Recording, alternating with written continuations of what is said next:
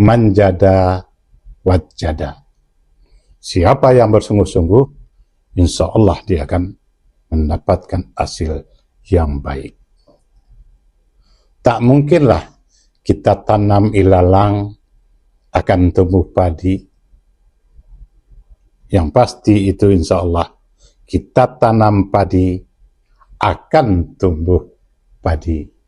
Walaupun ilalang ada ikut tumbuh, ya, tapi ilalang itu ikut, bukan ilalang yang kita tanam. Kita berusaha menyingkirkannya.